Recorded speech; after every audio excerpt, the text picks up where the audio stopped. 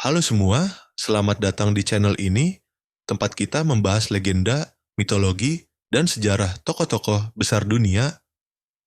Kali ini kita akan mengulas kisah seorang samurai dan ronin paling terkenal dari Jepang, yaitu Miyamoto Musashi.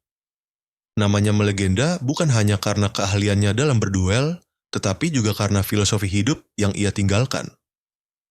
Musashi dikenal sebagai ahli pedang, seniman, sekaligus penulis karya klasik The Book of Five Rings.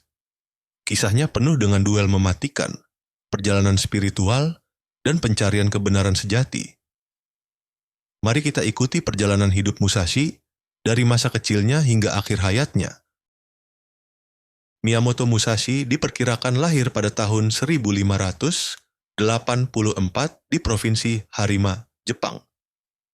Sejak kecil, ia dikenal keras kepala dan memiliki temperamen yang kuat. Ayahnya seorang ahli pedang, namun hubungan mereka tidak harmonis, membuat Musashi banyak belajar sendiri. Lingkungan Jepang pada masa itu sedang dilanda perang antar klan, sehingga dunia samurai sangat keras. Musashi tumbuh dengan semangat bertarung, mencari kehormatan melalui duel dan pertempuran. Dari kecil, ia sudah diarahkan menuju jalan pedang yang penuh disiplin dan darah.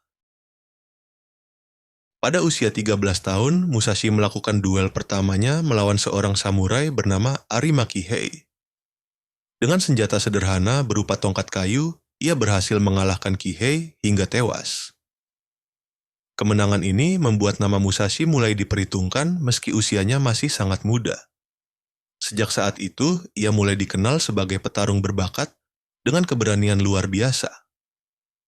Duel ini juga menjadi awal dari puluhan pertarungan hidup dan mati yang akan ia jalani. Musashi mulai menapaki jalannya sebagai seorang ronin samurai tanpa tuan. Pada tahun 1600, Musashi ikut serta dalam Perang Sekigahara, pertempuran besar yang menentukan nasib Jepang. Namun, ia berada di pihak yang kalah, sehingga masa depannya sebagai samurai hancur. Sejak itu, Musashi menjadi ronin, hidup tanpa tuan dan berkelana di seluruh Jepang. Kekalahannya justru membuatnya semakin bertekad memperdalam ilmu pedang. Ia mulai berkeliling mencari lawan untuk menguji kemampuannya. Musashi menjadikan jalan duel sebagai cara hidupnya. Musashi terkenal karena kemenangannya atas keluarga Yoshioka di Kyoto. Klan Yoshioka merupakan sekolah pedang paling berpengaruh pada masa itu. Dalam duel pertamanya, Musashi mengalahkan Yoshioka Seijuro, kepala keluarga tersebut. Pertarungan berikutnya juga dimenangkannya, membuat nama Yoshioka jatuh. Akhirnya, keluarga Yoshioka mencoba menyergap Musashi dengan banyak orang. Namun, Musashi berhasil bertahan, memperkuat reputasinya sebagai pendekar tak terkalahkan. Duel paling terkenal Musashi terjadi pada tahun 1612 melawan Sasaki Kojiro. Kojiro adalah pendekar pedang yang dijuluki setan dari provinsi barat. Pertarungan berlangsung di Pulau Ganryu disaksikan banyak orang. Musashi datang terlambat dengan perahu, membuat Kojiro marah besar. Ia menggunakan pedang kayu panjang yang dibuat dari dayung kapal. Dalam satu tebasan cepat, Musashi mengalahkan Kojiro dan menjadi legenda. Kemenangan atas Kojiro membuat Musashi semakin dihormati. Namun, ia tidak berhenti pada duel fisik saja, melainkan mencari makna hidup lebih dalam. Musashi mengembangkan gaya bertarung dua pedang yang disebut Niten Ichi Ryu. Ia percaya bahwa pedang bukan hanya alat membunuh, tetapi juga jalan menuju kesempurnaan diri. Musashi mulai mempelajari seni, kaligrafi, dan lukisan sebagai bagian dari pengendalian diri. Baginya, sejati samurai harus memahami lebih dari sekadar peperangan. Di masa dewasa, Musashi mulai membimbing murid-murid yang ingin belajar ilmu pedangnya. Ia mengajarkan disiplin, strategi, dan seni berperang dengan penuh filosofi. Selain itu, Musashi juga menekuni seni lukis dan ukiran, meninggalkan karya berharga. Bakatnya di luar pedang menunjukkan sisi lain yang lembut dalam dirinya. Meski dikenal keras, Musashi mampu mengekspresikan keindahan melalui seni. Hal ini membuatnya berbeda dari samurai biasa karena ia memadukan perang dan seni. Menjelang usia tua, Musashi mulai mengasingkan diri untuk merenungkan hidupnya. Ia tinggal di sebuah gua bernama Reigando, jauh dari keramaian. Di sana, ia menulis karya terkenalnya Gorin no Sho atau The Book of Five Rings. Buku ini membahas strategi, filosofi, dan seni perang dalam 5 bab. Tanah, air, api, angin, dan kehampaan. Tulisan ini tidak hanya menjadi panduan militer, tetapi juga filsafat kehidupan.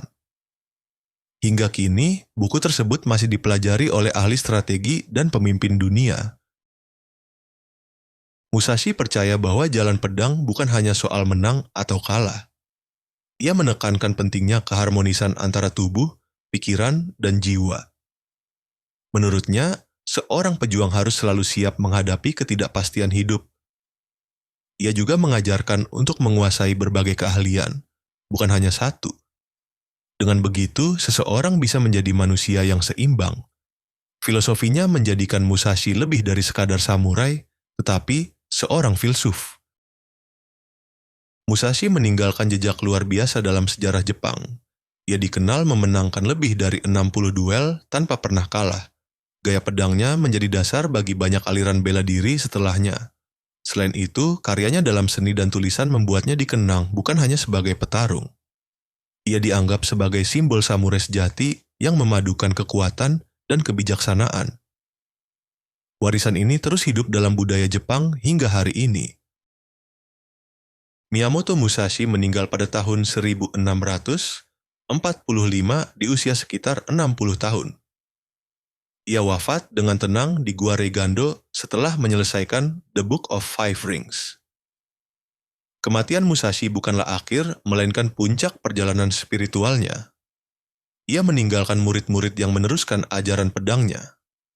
Namanya kemudian abadi dalam sejarah sebagai Ronin terhebat. Musashi dikenang sebagai pendekar yang hidup dan mati di jalan pedang. Demikianlah kisah hidup Miyamoto Musashi, samurai legendaris Jepang. Dari seorang anak keras kepala, ia tumbuh menjadi pendekar tak terkalahkan. Duel-duelnya, filsafatnya, dan karyanya membuatnya tetap abadi dalam sejarah. Musashi bukan hanya pejuang, tapi juga seniman dan filsuf sejati. Kisahnya mengajarkan bahwa kekuatan sejati lahir dari keseimbangan dan kedalaman jiwa. Terima kasih sudah menonton, jangan lupa like, komen, dan subscribe agar tidak ketinggalan kisah sejarah dan legenda lainnya.